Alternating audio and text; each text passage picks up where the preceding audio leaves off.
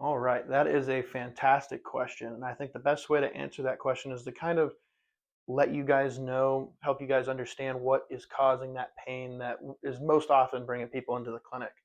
And if you kind of look here, what I've got here is two spinal segments, kind of zoomed in, simplified to make it easy. What we really want to focus on is this right here, what's called the facet joint. And it's two plates, part of the spine here, that'll slide past each other, and they kind of give us the movement of the spine, allow us to flex and bend and all that kind of stuff. And what can happen is, for a number of different reasons, that this joint can stop wanting to move. It'll get stuck together. And like I said, there's a million and one different reasons for why that is. But what's important is it stops moving.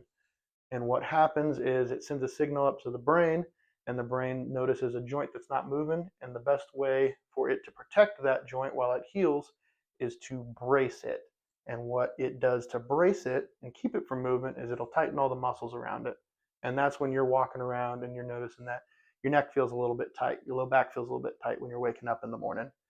Um, and then from there, if that goes on long enough, eventually something's going to happen that causes pain.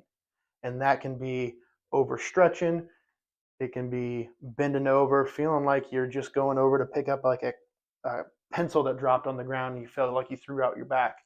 Usually it's because this ligament here that is on either side of the joint or the muscles itself have become so used to being so short, when we stretch it out, we sprain, we strain, we cause pain, and then we get in this horrible pattern, this cycle of dysfunction, bracing, pain, and it just keeps going.